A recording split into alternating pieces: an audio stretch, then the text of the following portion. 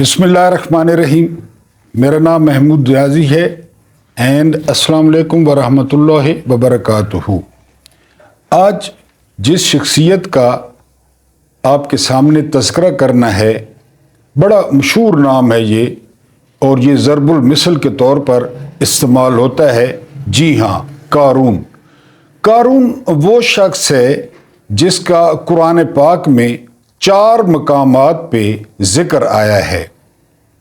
इंतहाई दिलचस्प बात आपको ये बताऊं कि कारून हज़रत मूसा अलैहिस्सलाम का चचाज़ाद था और इब्तिदाई दिनों में बहुत ज़्यादा खूबसूरत था, शकील था। यानी आप यहाँ से अंदाज़ा करें कि बनी इज़राइल वाले कारून को मुनव्वर कहते थे, यानी प्यार से, और उसकी खूबसूरती देखकर उसको मुनव्वर के नाम से पुकारा जाता था। इसके अलावा हज़रत मूसा अलैहिस्सलाम के बाद अगर बनी इज़राइल में कोई तौरात का आलिम था, वाइज था, या जो तौरात की बारीक बीनियों को समझता था, तो वो कारून था। फिर अचानक क्या हुआ? अचानक कारून पर दौलत जमा करने की धुन सवार हुई और उसने सबसे पहले ये काम किया कि वो इब्तिदाई दिनों में यानी किसानों से सस्ते दाम वो गंदम ले लेता और गंदमीन के कोई भी फसल, जो फसल उठती वो फसल वो ले लेता और उसको स्टोर कर लेता। यानी अगर उसने 1 रुपए की फसल खरीदी थी, फिर उन्हीं लोगों पे वो उसको 10-10 रुपए और 8-8 रुपए की बेचता था। एक तो इसका ये बहुत बड़ा जरिया आमदन हो गया। इसके अलावा जो सबसे गलीज हरकत समझी जाती है वो था सूद। वो सूद पे लग गया। उसका नेटवर्क इतना वसी हो गया कि बनी इज़राइल में मेरा ख्याल है शायद ही कोई मूसा अलैहिस्सलाम और इसके अलावा कोई थोड़े से बंदे थे जो उसके मकरूज नहीं थे, जो उसको नस्ल दर नस्ल जो है वो सूद न देते हों। अब आपको पता है सूद का, फिर ज़ख़ीरा अंदोज़ी का, वो दिन ब दिन जो है वो मालदार होता गया और इतना मालदार हो गया कि उसके बारे में मशहूर हो गया कि जहां उसकी दौलत पड़ी है ना, उस दौलत वाली वो मुख्तलिफ तालों को खोलने के लिए 70 ऊंट उसकी चाबियां उठाते हैं और उसका जो महल था वो पूरे का पूरा सोने का हो गया। हत्ता कि जो उसके ऊंट थे, जो उसके घोड़े थे, या जो दूसरे उसके मवेशी थे, उन पर भी वो सोना चढ़वा देता, यानी किसी की रस्सी या किसी को वैसे गले में सोना डाल देना। और फिर जो बनी इस्राइल के अच्छे लोग थे वो उसे कहते कि वो इतना माल क्या करेगा, इतने माल का उसने क्या करना है। वो लोगों की मदद करे जिन लोगों ने सूद देना है, जिन लोगों की वो फसलें खरीद लेता है, वो गरीब लोग हैं। तो आगे से कारून जवाब देता कि ये सारी मेरी चालाकी है और ये सारी मेरी जो है वो मेहनत है। ये लोग भी जाएं, चालाकी करें, मेहनत करें और मेरी तरह दौलतमंद हो जाएं। 12 लोग उसे बहुत समझाते कि वो लोगों की भलाई पर अपनी दौलत को खर्च करे। इसी दौरान हज़रत मूसा अलैहिस्सलाम पे ज़कात का हुक्म आ गया और कारून को बुलाकर स्पेशल वो हुक्म सुनाया गया कि अब ज़कात जो है वो फ़र्ज है। कारून ने वादा किया कि वो 1,000वां हिस्सा अपनी सारी दौलत का वो ज़कात के तौर पे देगा। मूसा अलैहिस्सलाम मुतमईन हो गए, लेकिन जब उसने हिसाब लगवाया उसके पास इतनी दौलत थी कि उसका 1000वां हिस्सा भी वो बहुत बड़ा हो गया और इतनी बड़ी अमाउंट उसका दिल जो है वो फिर गया اس نے کہا کہ خام خواہ یہ میں نے جمع کیے ہیں، یہ میں نے جو ہے نا وہ چالاکیاں کی ہیں، اور یہ میں حضرت موسیٰ علیہ السلام کے حوالے کر دوں جنہوں نے غریبوں کو دینا تھا، یا ڈائریکٹ غریبوں کو دے دوں۔ تو اس بات سے بھی وہ مکر گیا کہ میں جو ہے وہ یہ نہیں دیتا، میں زکوٰۃ نہیں دیتا۔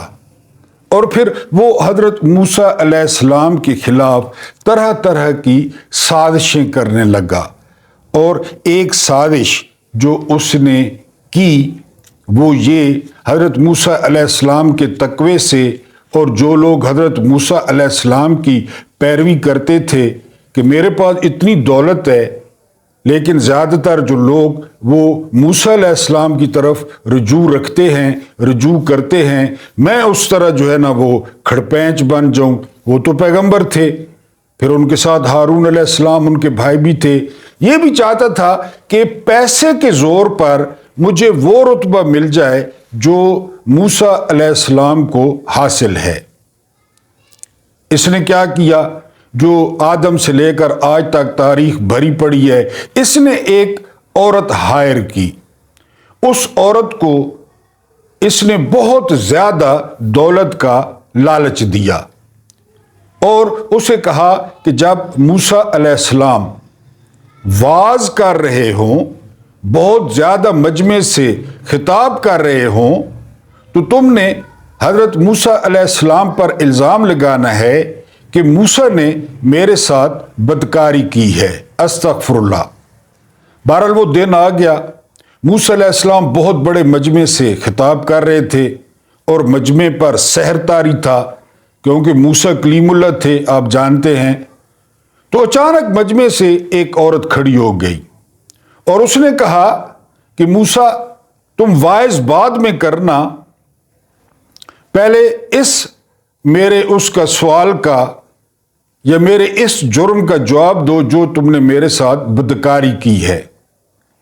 پورے معاشرے پر جو ہے نا وہ پورے مجمع پہ وہ بم پھٹ گیا بالکل، کہ موسیٰ علیہ السلام اور ایک عورت کھڑے ہو کر بدکاری کا الزام لگا رہی ہے۔ تو موسیٰ علیہ السلام نے کہا کہ قسم اس خدا کی جس نے سمندر کو اور پانی کو پھاڑا اور ہمیں بحفاظت وہاں سے نکال لایا، اس خدا کا واسطہ دے کر کہتا ہوں کہ جو صحیح بات ہے وہ بات کرو۔ پھر حضرت موسیٰ علیہ السلام بہت جلالی تھے، یہ بھی آپ جانتے ہیں۔ جب انہوں نے اتنے پر جلال جو ہے وہ لہجے میں کہا تو عورت گھبرا گئی، اور اس عورت نے ساری سازش کا بھانڈا پھوڑ دیا کہ کس طرح مجھے قارون نے ہائر کیا، اور قارون نے مجھے پیسے کا لالچ دیا، میں نے یہ کہ سب کچھ کیا۔ حضرت موسیٰ علیہ السلام سجدے میں گر گئے، ان کے آنسو گرنے لگے کہ اتنے بڑے مجمع میں وہ بے گناہ ثابت ہوئے۔ اب حضرت موسیٰ علیہ السلام نے کھڑے ہو کر واضح اعلان کر دیا کہ جو قارون کے ساتھ ہے وہ قارون کے ساتھ رہ جائے، اور جو میرے ساتھ ہے وہ میرے پیچھے آ جائے۔ صرف دو لوگ قارون کے ساتھ رہ گئے، سارا مجمع موسیٰ علیہ السلام کے ساتھ آ گیا۔ اب موسیٰ علیہ السلام نے اوپر منہ کر کے دعا کی کہ یا اللہ قارون کو اپنی گرفت میں لے لے، پکڑ میں لے لے۔ تاریخ لکھتی ہے کہ پہلے زمین نے قارون کو گھٹنوں تک پکڑا، پھر اس کے بعد پیٹ تک قارون اندر چلا گیا، اور اب وہ دینے لگا واسطے فرعون کی طرح، اور واسطے دینے لگا رشتہ داری کے کہ جی میں تمہارا رشتہ دار ہوں، مجھ پر مہربانی کی جائے۔ لیکن نہیں، زمین نے آہستہ آہستہ قارون کو نگل لیا، زمین اوپر سے مل گئی، قارون زندہ غرق ہو گیا۔ اب وہ جو دو ابلیس اس کے ساتھی تھے، انہوں نے وہاں پہ پروپیگنڈا شروع کر دیا کہ موسیٰ علیہ السلام نے یہ سارا کچھ اپنے خدا سے اس لیے کروایا ہے کہ موسیٰ کی نظر وہ قارون کے محلات اور قارون کی دولت پر ہے۔ پھر موسیٰ علیہ السلام نے دعا کی کہ یا اللہ پاک، قارون کا جتنا بھی خزانہ ہے، قارون کا جتنا بھی مال اسباب ہے، اس کو بھی غرق کر دے۔ ظاہر ہے کلیم اللہ تھے، پیارے پیغمبر تھے، فوراً اوپر اپلیکیشن پہنچی اور قارون کا سارا مال متاع جو کچھ تھا وہ بھی غرق ہو گیا اور باقی کچھ بھی نہ بچا۔ آج تک کہا جاتا ہے کہ جو کمپنیاں ہیں، خاص کر یہودی، وہ اس چکر میں وہ جگہ کی نشاندہی کرتے رہتے ہیں کہ موسیٰ نے جو قارون کا خزانہ غرق کیا تھا یا جو قارون غرق ہوا تھا اس کی باقیات یا اس کے خزانے تک پہنچا جائے۔ یہ تھا قارون جو کہ ایک پیغمبر کا کزن تھا۔ یہ ہمارے ہاں جو ہوتا ہے نا حسب نسب، کہ جی وہ جو ہے نا میرا فلاں نسب ہے، میرا فلاں نسب ہے، تو ان لوگوں کے لیے خاص کر یہ نصیحت ہے۔ جس طرح نوح علیہ السلام کا بیٹا تھا کنعان کے ساتھ بھی یہی ہوا۔ یہ مال و دولت دنیا، یہ رشتہ و پیوند، بتان وہم و گما، لا الہ الا اللہ، کہ یہ جو رشتہ و پیوند ہے نا اور یہ دولت ہے، یہ وہم و گما، بتان وہم و گما، یہ وہم ہے۔ لا الہ الا اللہ، صرف وہی ہے، صرف وہی باقی ہے۔ یہ مال و دولت دنیا، یہ رشتہ و پیوند، ڈاکٹر اقبال بس کا شعر نہیں ہے۔ یہ مال و دولت دنیا، یہ رشتہ و پیوند، میں فلاں کا رشتہ دار ہوں، میرا پیوند فلاں کے ساتھ لگتا ہے، میری نسبت فلاں کے ساتھ ہے۔ بتان وہم و گما، وہم ہے، لا الہ الا اللہ، اس کے بغیر کچھ نہیں ہے۔ اور مولا علی نے کیا فرمایا تھا؟ مولا علی نے فرمایا تھا باب العلم کہ جب کسی کے پاس دولت آ جائے نا، یہ آپ لوگوں کے لیے بہت ضروری ہے، اپنے ارد گرد آپ نے نگاہ دوڑانی ہے، خاص کر پاکستانی معاشرے پر بالخصوص اور اسلامی معاشروں پر بالعموم، غوروں میں یہ بات نہیں ہے۔ مولا نے فرمایا کہ اگر کسی بندے کے پاس دولت آ جائے، ہم کہتے ہیں نا کہ وہ بندہ بدل گیا ہے، بقول مولا کہ وہ بدلتا نہیں ہے، وہ اپنی اصلیت پہ آ جاتا ہے، اصلیت پہ ایکسپوز ہو جاتا ہے۔ اصل میں وہ وہی تھا، لیکن وہ چونکہ اس کے پاس مال نہیں تھا تو اس نے ملمہ چڑھایا ہوا تھا۔ جو ہی اس کے پاس مال آیا وہ اپنی اصلیت پہ آ گیا۔ پاکستانی سیاست کو دیکھیں، پاکستانی سیاست پہ یہ جب اپوزیشن میں ہوتے ہیں تو کیا کیا بکواس کرتے ہیں، کیا کیا وعدے وعید کرتے ہیں۔ اقتدار آنے کی دیر ہے، کوئی ہیلی کاپٹر پہ آ جا رہا ہے، کوئی ٹک ٹاکیں بنا رہا ہے، کوئی جو ہے نا وہ IMF کے پیسے اڑا رہا ہے، بس اپنی اصلیت پہ آ جاتے ہیں، ون ٹو آل جو بھی ہیں۔ تو یہ میں قارون کے سیناریو میں بات کر رہا ہوں کہ وہ وائز تھا، وہ خوبصورت تھا، وہ تورات کا عالم تھا، اور اچانک اس کے پاس دولت آئی اور وہ ایکسپوز ہو گیا، وہ اپنی پہ آ گیا۔ جسٹس آصف سعید خان کھوسا چیف جسٹس سے پاکستان سپریم کورٹ کے، انہوں نے جو نواز شریف کا فیصلہ لکھا تھا نا پاناما کا، کلاسک فیصلہ تھا، اور فیصلہ شروع کہاں سے کیا تھا جسٹس صاحب نے؟ ہر دولت کے ڈھیر کے پیچھے جرم ہوتا ہے، یہاں سے انہوں نے شروع کیا تھا۔ کبھی آپ نے نہیں سوچا ہے پاکستانی کہ ان کو کون سے سرخاب کے پار لگے ہیں؟ انسانوں کی طرح ان کی شکلیں نہیں ہیں کہ یہ ارب پتی ہیں، میں، آپ کے بچے، آپ خود، آپ کے رشتہ دار، وہ سارا دن کوئی دکان چلاتا ہے، کوئی ریڑھی لگاتا ہے، کوئی ٹیچری کرتا ہے، کوئی کیا کرتا ہے، کوئی کیا کرتا ہے، بڑی مشکل سے، یعنی جو میری طرح شہروں میں رہتے ہیں وہ اپنی چھت نہیں بنا پاتے، بیٹیوں کے رشتے، بیٹوں کے رشتے، کون سی گدڑ سنگھی ہے ان کے پاس؟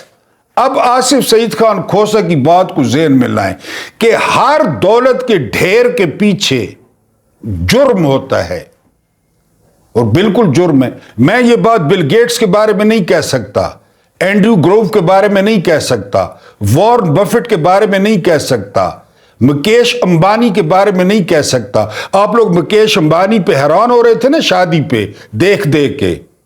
میں قسمیہ طور پہ کہتا ہوں کہ یہاں پہ ایسے ایسے لوگ ہیں جو مکیش امبانی کو اپنے گھر والوں سمیت اور کاروبار سمیت خرید لیں, لیکن کس صورت میں؟ اگر ان کی دولت ڈکلیئرڈ ہو, اگر ان کی دولت ایک نمبر ہو.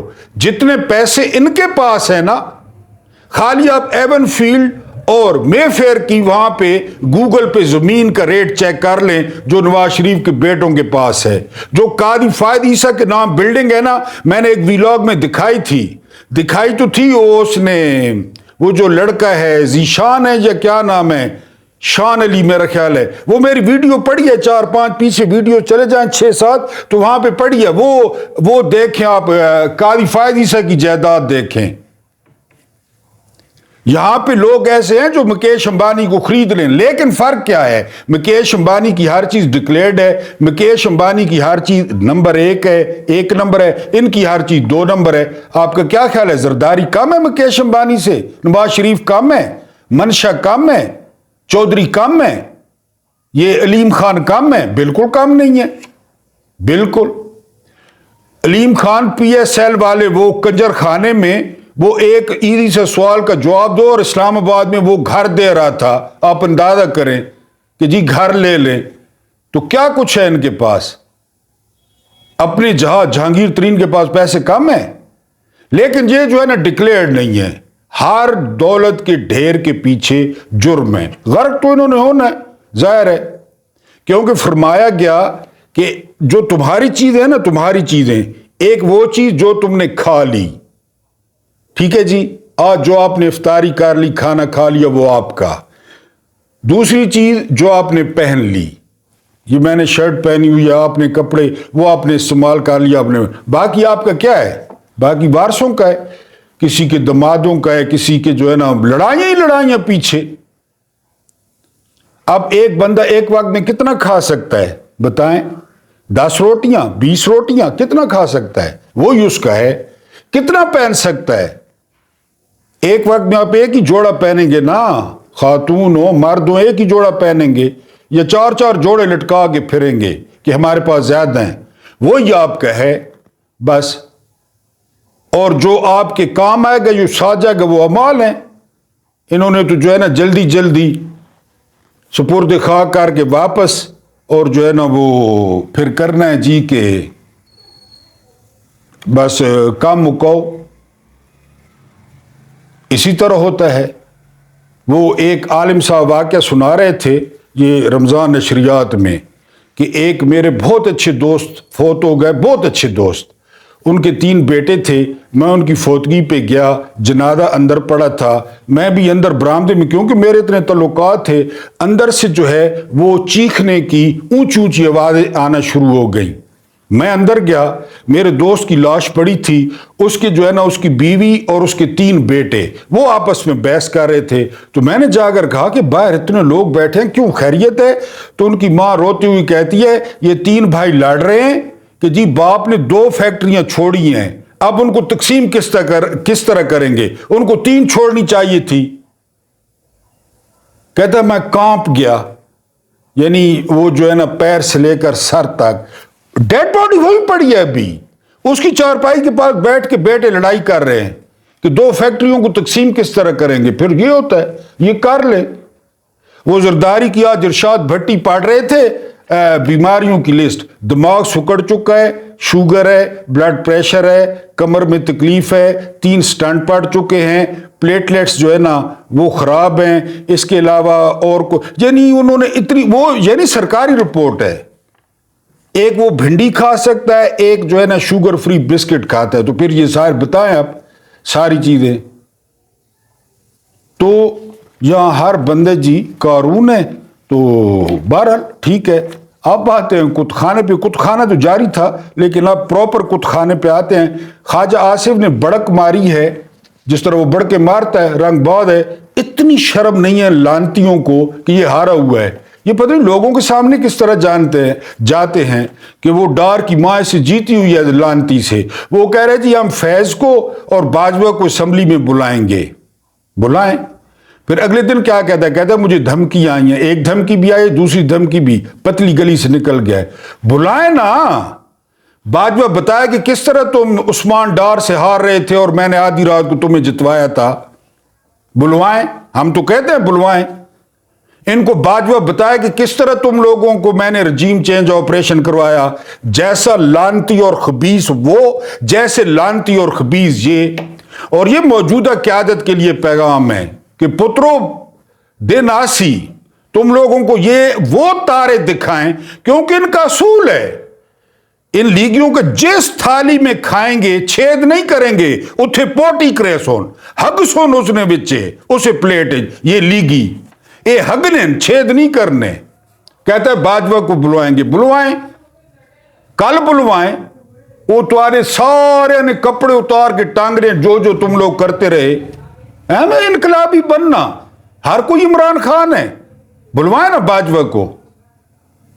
یہ آستین کے سانپ ہیں. موجودہ قیادت بھی الرٹ ہو جائے, ان کے بلے اور پلے اور گملے اترنے کی دیر ہے. یہ اس طرح ان کو ملیں کہ ان کو لگ سمجھ جائے کہ یار ہمارے تو ہم سے پیار کرنے والے تو لوگ تو عوام تھے, ہم نے ان کو ناراض کیا. ہم سے پیار کرنے والا تو عمران خان تھا.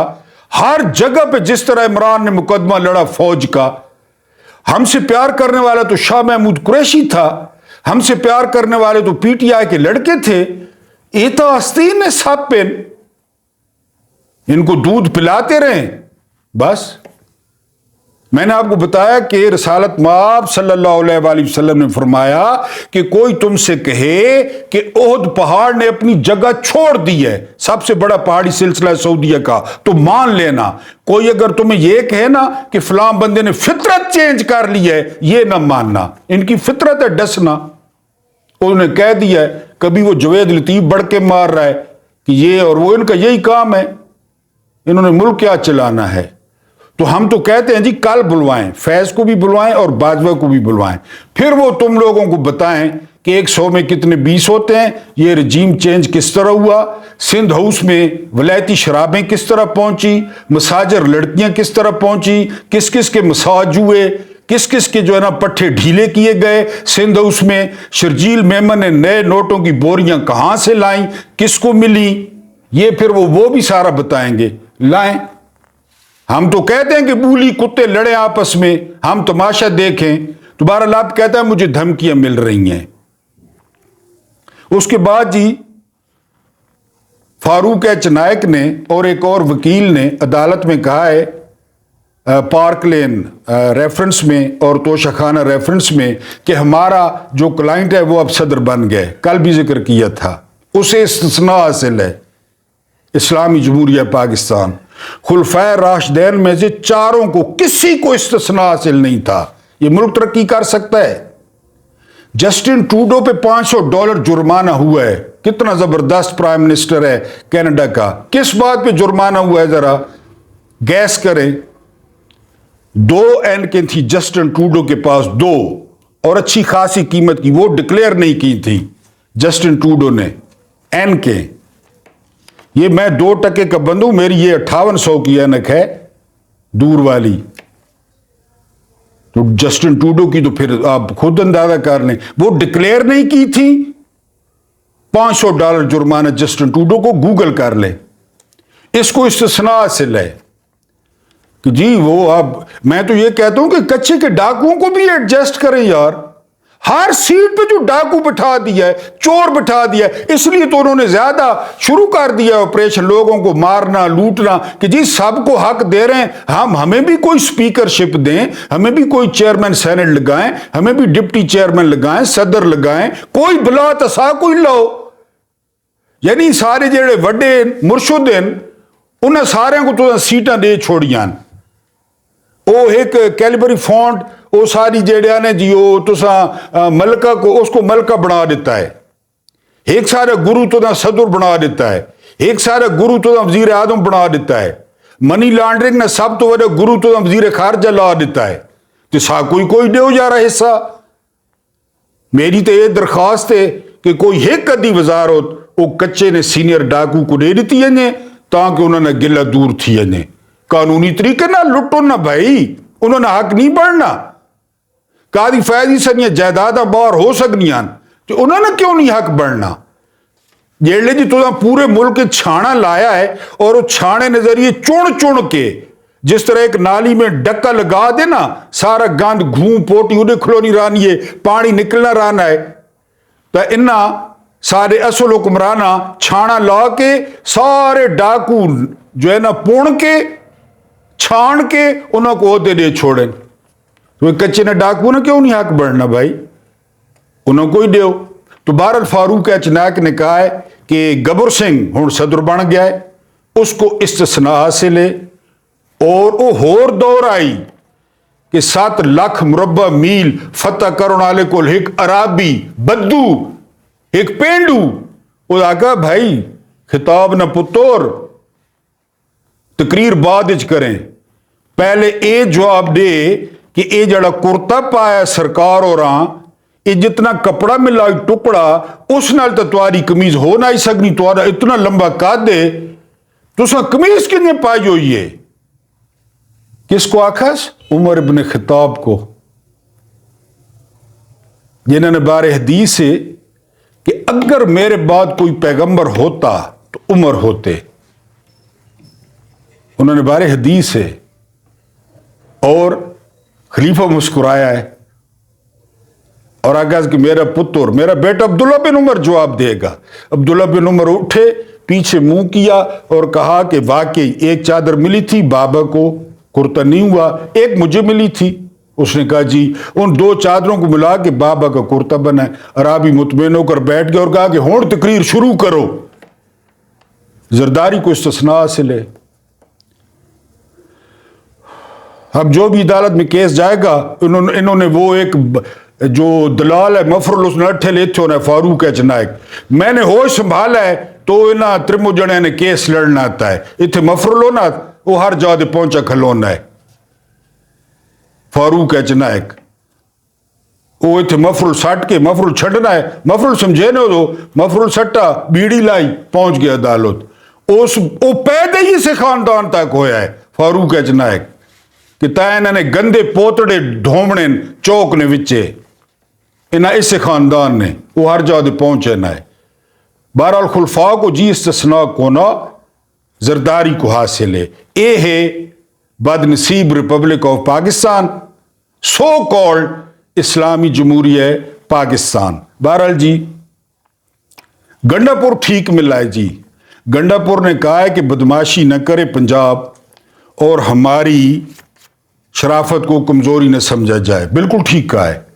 کبھی کون سے برانڈ کبھی کون سے برانڈ. اب وہ وزیر اعلیٰ ہے، مجھے ایک بات کا جواب دیں، کل وہ FIR کٹوا دے وزیر اعظم کے خلاف، ٹک ٹاکر نے خلاف، وہ باندر نے خلاف، ڈنٹو نے کالا، سب نے خلاف کٹوا دے وے اور KPK کی پولیس بھیج دے کہ ان کو گرفتار کر کے لائیں. پھر یہ تو چاہتے ہیں پنجاب والے، یہ کبھی کہتے ہیں ادھر کیلا بند ہے، کبھی کہتے ہیں گندم بند ہے. گنڈا پور نے کہا ہے کہ بندے نے پتر بنو. یہ لوگ جو ہے نا یہ وزیر اعلیٰ کا دفاع کرنے بھی جانتے ہیں، اپنے صوبے کے مفادات کا دفاع کرنے بھی جانتے ہیں.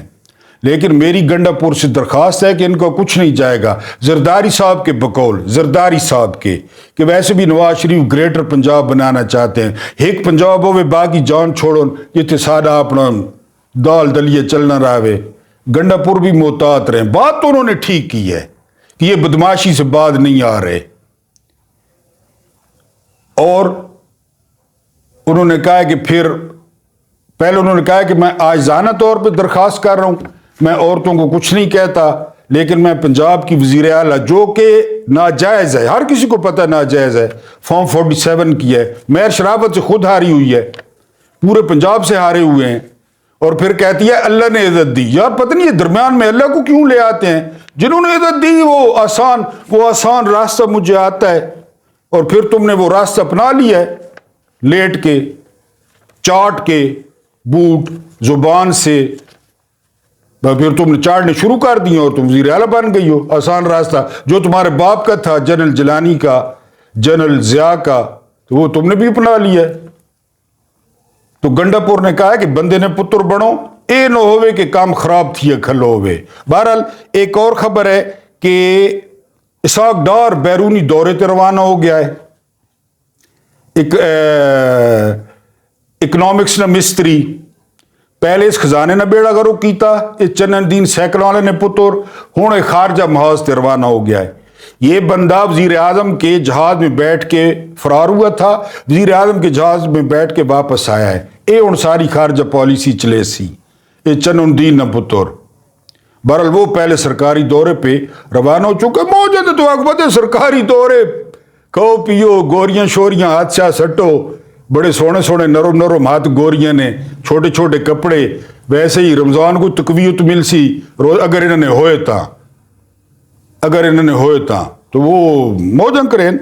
شیر افضل مروت سے علینا شکری نے پوچھا ہے کہ جی محسن نقوی وزیر داخلہ بن گئے, تو شیر افضل مروت نے کہا ہے کہ محسن نقوی نے سنگن اگر وزیر داخلہ بن گیا تو بڑھیں گے ایسا کہ کراؤں. پہلے ہمارے ساتھ محسن نقوی نے کون سی اچھائی کی ہے جو اب ہم امید رکھیں. پرچے کاٹ رہے ہیں پرچے کاٹے, گرفتار کرنا ہے گرفتار کرے, جو کرنا ہے کرے. بہرحال مروت نے یہ کہا ہے کہ محسن نقوی نے سنگ تو کون ہے نا. آج ڈونلڈ لو نے بھی پیش ہونا تھا, بلکہ وہ ویڈیوز آ بھی رہے ہیں. انہوں نے یہ تو اعتراف کیا ہے کہ بے ضابطگیاں ہوئی ہیں الیکشن میں. بے ضابطگیاں نہیں ہوئی ڈونلڈ لو صاحب, تمہاری مہربانی نال پورا الیکشن چوری ہویا ہے پوری, اور یہ لانتوں اور پھٹکارا نے اصل ذمہ دار تساں ہو. آپ نے یہ سارا کھیل شروع کیا تھا بائیڈن انتظامیہ نے. تو بہرحال جی یہ کچھ خبریں آپ کے سامنے رکھنی تھیں. اور ہاں آخری بات یہ کہ عید کے لیے 804 قیدی نمبر 804 کی کھیڑی آ گئی ہے. بڑی خوبصورت ہے, ہوگی تو قیمتی, لیکن کوشش کروں گا میں بھی لینے کی. وہ جیل میں بیٹھ کے برانڈ ہے, یہ باہر کتے کی طرح خوار ہو رہے ہیں. میں نے جب سے کہنا چھوڑ دیا ہے کہ کامنٹس کیا کریں, آپ کامنٹس نہیں کرتے. میں نے ایک اپنی پیاری سی بہن یا پیاری سی بیٹی یا پیاری سی ماں کے کہنے پہ چھوڑا تھا, لیکن آپ لوگ بالکل ہی بے وفا ہو گئے. کامنٹس بھی کیا کریں, لائکس بھی کیا کریں, ویڈیو شروع ہو تو لائک کر دیا کریں. اور دوسرا یہ کہ سبسکرائب بھی کروائیں, سبسکرپشن بہت کم ہو گئی ہے. اللہ پاک آپ لوگوں کو آسانیاں عطا فرمائے, آسانیاں بانٹنے کی توفیق عطا فرمائے, اور میرا یہ سارا کچھ برداشت کرنے کا بڑی آپ کی ہمت ہے. بہت بہت شکریہ.